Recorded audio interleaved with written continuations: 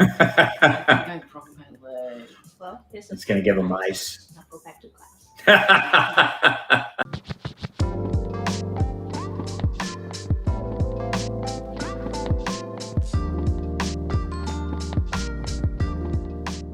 Hello and welcome back to another High School Principal Reacts. My name is Brandon. I'm a high school principal. Today I'm going to be reacting to another school myths video. I found this other great one that seems to have received a lot of attention on YouTube. This is from the Stokes Twins. They do busting 100 school myths in 24 hours. I have not seen this one yet. I just saw maybe the first few seconds and that's it. So we'll be looking at these for the first time. Let's get into it. And once again, if you're enjoying these types of videos, let me know in the comments, or better yet, consider subscribing to the channel. Today, we're busting 100 school myths in 24 hours. Have you ever watched a school scene in a movie and thought, there's no way this would happen in real life? Well, in this video, we went back to school to bust all of the most insane school myths, so make sure you watch until the end. So we're on our way to school, and the first school myth we're busting is, if you're late for the bus, it won't wait on you. Yeah, you remember that scene from the Spider-Man movie. Let's see what happens here. Where's Alex?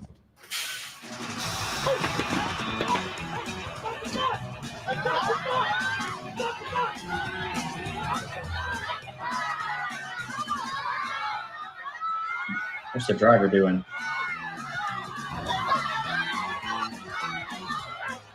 Stop the bus! You shouldn't have been late. Yeah, that one's like half true and half not true. So I have observed situations where bus drivers have made comments like that. Well, she should have been there. You notice in his video, the student was like right at the door. That's not going to happen. Now, if the school bus is pulling off and the student walks up after it's already pulled off, my experience is it may be like 50-50, but if the student's anywhere close to that bus, the bus is going to stop and let them on. Most school bus drivers aren't like that. Fire, it's best to remain calm.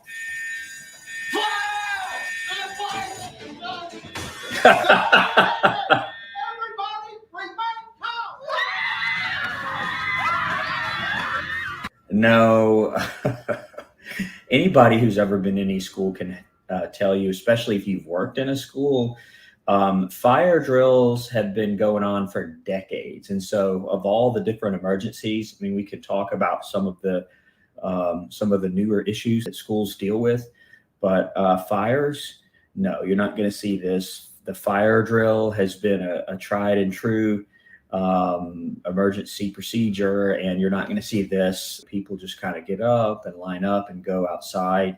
You're not going to see this, obviously. There's a myth that football helmets won't protect your head. So we put a watermelon inside the helmet. Oh my God! Yeah, now notice a couple of things. I'm not an expert on football helmets, but I'll say a couple of things. I remember learning that the NFL helmets are made of something called thermoresin. I don't know how I know that, but it's one of the hardest, not one of the hardest substances maybe, but it's very, very hard. I forgot at one time I knew the Rockwell hardness scale, and it was way on up there. Now, I don't know if NFL helmets are different than high school helmets, but they're very, very hard. And this guy is hitting it with a sledgehammer. I would think that the amount of force you get in football is less than hitting it directly on the ground with a sledgehammer. So I don't know if this is really fair. It did obviously split the watermelon. I did notice the first few times he hit it, it didn't damage the watermelon at all. I think, look, there's some level of danger to football. We all know that. But I think that most schools do the very best that they possibly can, including these helmets, which are quite hard to protect students as much as possible. Next school myth is, fat kids always run to lunch. Free culture do not die when the great's power declines. Oh, students, it's time for lunch. I would say it's more accurate that kids that just don't want to be in class always run to lunch, or students that just want to be first in line run to lunch. My experience actually is that skinnier students, because they're simply faster, they try to do that. to the cafeteria now, and we're gonna be busting a few school lunch myths, starting with cafeteria food is disgusting. You know, every place is different. The school I currently work at, the cafeteria food is some of the best I've ever seen in a school cafeteria, so props to them. But it kind of varies. Most schools I have worked at, I have worked in at least 5 or 6 different schools, both as a teacher and an administrator. It's kind of varied, but most of them were pretty good. And usually it's funny. Most teachers and others will agree with me on this. There's like 2 or 3 menu items that everybody just loves. And, you know, you'll look at the menu and like, are we having this thing today? And it's different at every school. Somewhere it's pizza. Sometimes it's some variation of a burrito or wings or whatever it is. There's like 1 or 2 favorite items that everybody kind of hopes for every day. What? 5-second rule. Yeah, but you didn't drop it. What's your point? The biggest food myth is the 5-second rule. Yeah, and I talked about this on the other myth video. Again, I wouldn't eat it. Once one piece of food is thrown in a cafeteria, a food fight will start. No, and I saw the preview to this video and they all start throwing food.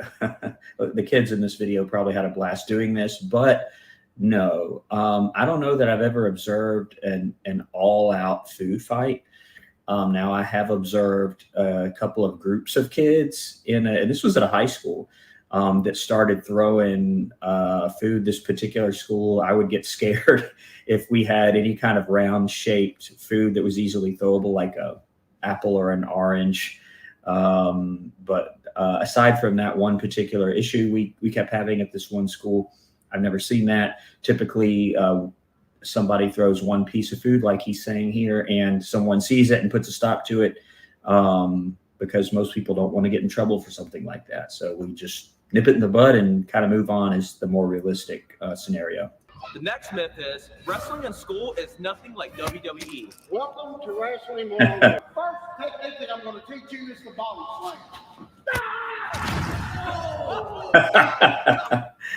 slam. So a couple of things. Most wrestling is a very common sport at high schools, particularly here in Georgia. That's no exception. It's a winter sport.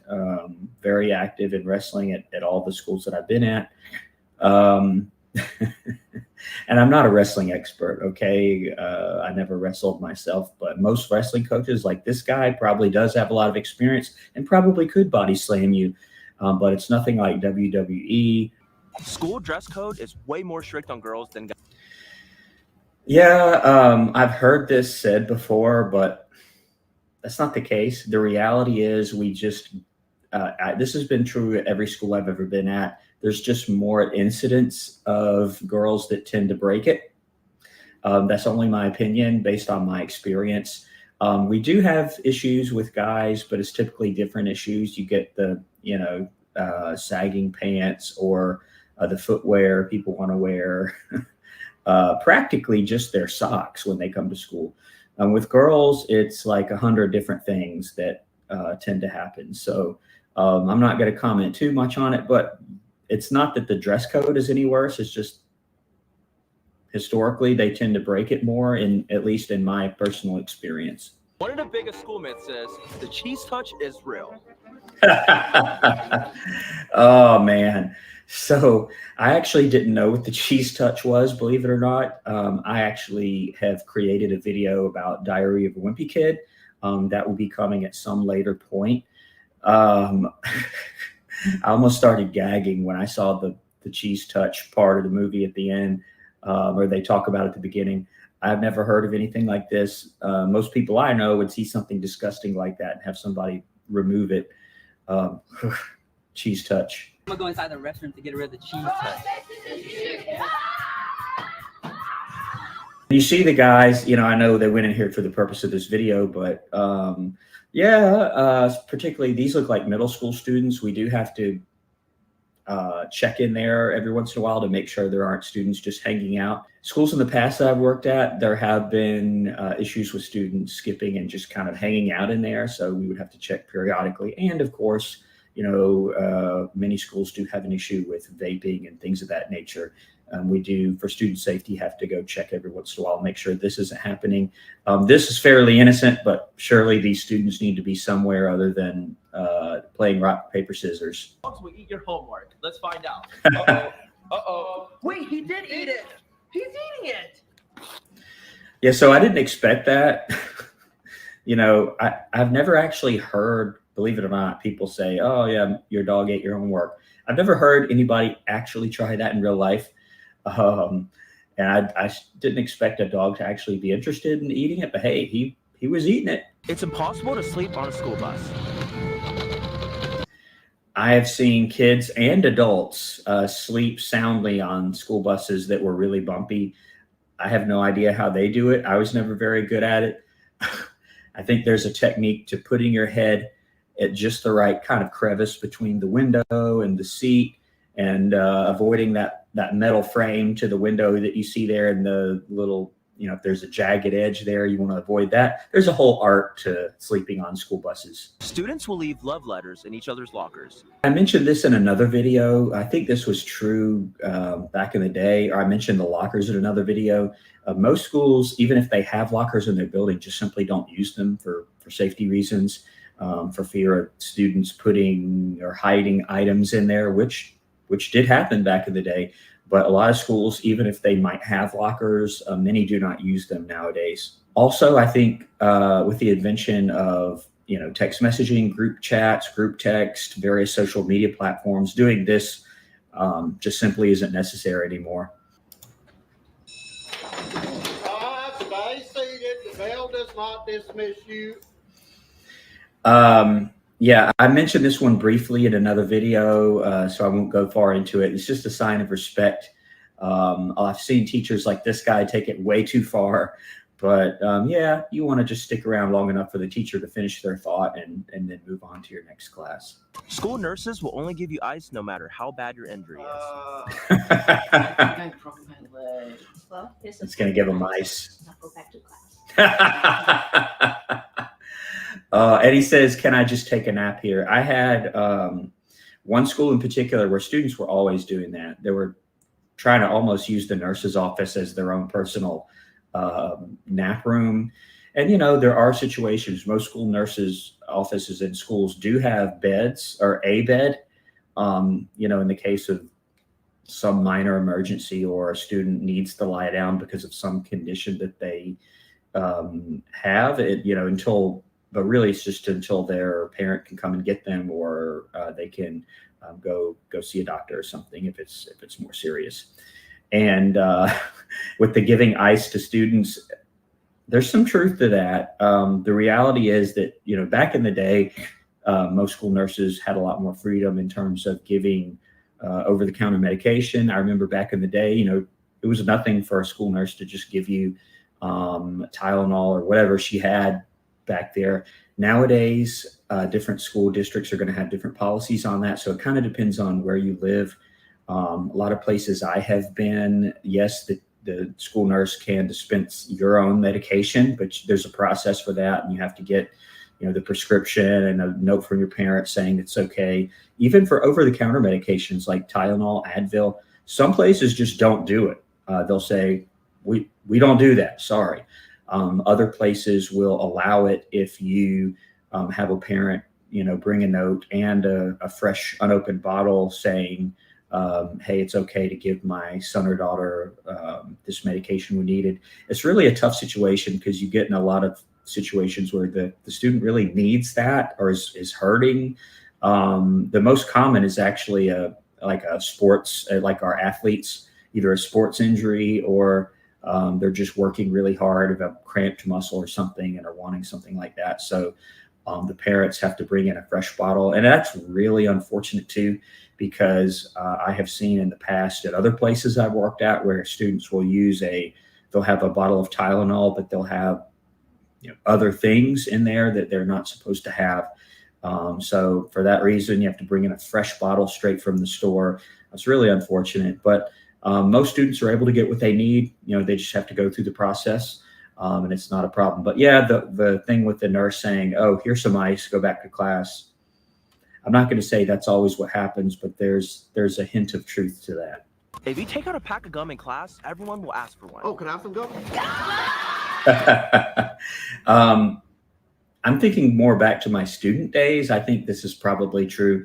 And, you know, some places don't allow gum, of course. It depends on where you're at and what the school rules are. But yeah, especially with kids, they're all going to immediately want one. At recess, there's always a ball that's too inflated.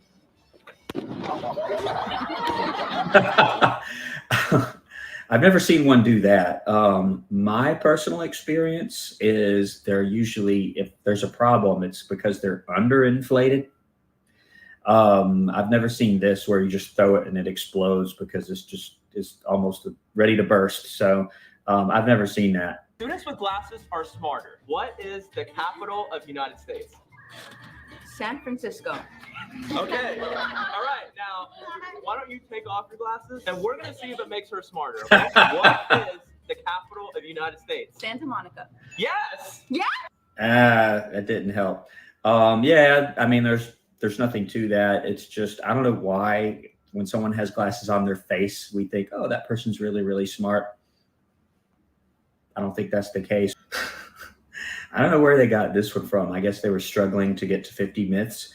I'm going to assume the NBA players are better. Now, I have seen some phenomenal high school basketball players in my time at a couple of different schools. I don't know if they're ready for the NBA yet, but they were pretty good. Teachers only call on you when your hand isn't raised. Alan, why don't you come up and solve these for us? I think this one's pretty true. In fact, you know, I talk to teachers a lot about things like this, that a lot of teachers, especially newer teachers or teachers that simply aren't thinking this way, you know, as a teacher, you want to know if all the students in your class know the information that you have taught them and kind of test their mastery of the standard. So, you know, what some teachers do is they'll ask a question to class, you know, hey, everybody, does anybody know the answer to this question? And typically you'll have, you know, 4 or 5 people that'll raise their hand. And I've seen it where if the teachers call on only those people answer all of the questions. And think about it, you don't know what all the other students know or don't know. So there is some truth to this. I recommend that teachers use like a random questioning system, whatever that may be, random number generator. There's a lot of programs that I won't mention by name that do that for you. Or I've seen the old simple, you know, draw a name out of a hat or a number or a color or something. So there's ways of doing it, but you basically want to make sure that all your students know the information. So yeah, this is pretty true. Teachers that don't go that route tend to just call on students that don't raise their hand just because they don't want to single them out, but they do want to know whether they understand or not so that they can then, you know, help them if they're having trouble. The classroom always goes quiet at the worst times. This one I have observed. I've observed in real life. Yeah, it does seem like, you know, something is happening, or you're trying to tell someone something that they, you know, you don't want other people to hear. Suddenly everybody gets quiet. This happens to be more as a principal because, you know, think about it. The principal walks into a classroom, everybody's going to get quiet, or at the very least, they're going to pay attention. Oh, what's he doing? You know, what's he saying to the teacher? Let's all get quiet so we can hear what he's saying to the teacher. So, yeah, I've gotten very good at sneaking into classrooms. That's a good skill for a principal to have. I saw this one on the other myth video that I did. I don't know. I guess this must be one that goes around. I haven't heard this, but, you know, I have seen a few that were pretty disgusting. Again, the water inside is perfectly good, but that one that he just showed would look absolutely disgusting. I don't even want to show it again. But yeah, I have seen a few dirty water fountains in my time. It doesn't make people want to drink out of it. That you should always follow your dreams, even if it means dropping out of school. Because Tanner here dropped out to become a stand-up comedian. Whoa, whoa, whoa, whoa. Don't drop out of school unless you can make a living at it. Tanner, do you make enough to make a living at it? Oh, yeah. Well, enough if you live in your parents' basement. My parents are real supportive. Respect your parents, kids!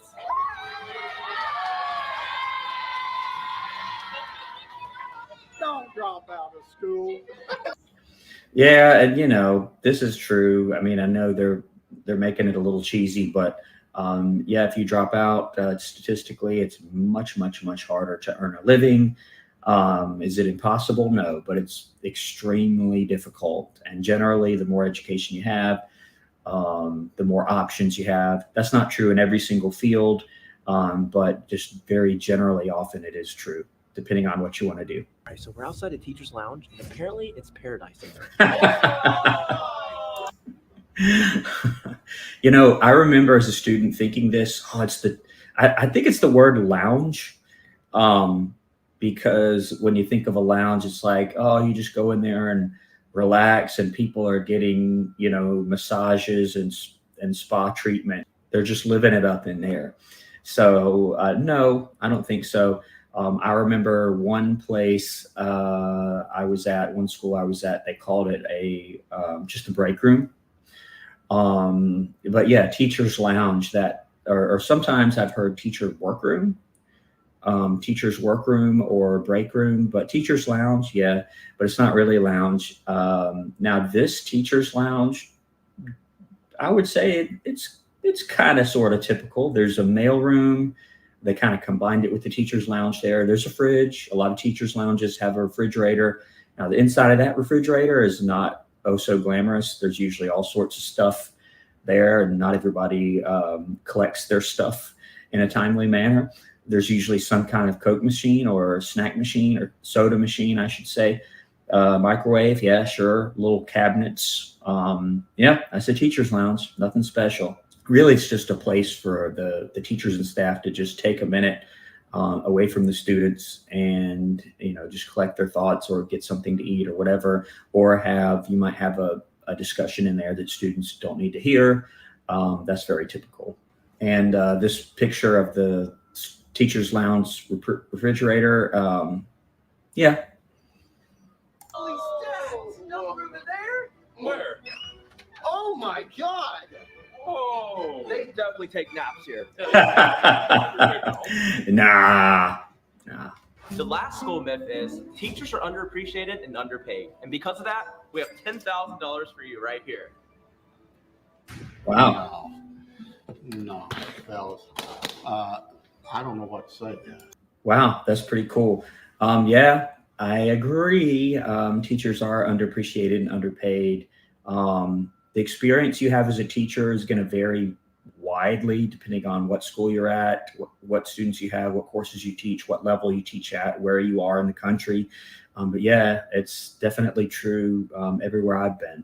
Shout out to all the teachers out there. That was pretty cool of them to do this for this particular teacher who's been featured in the video.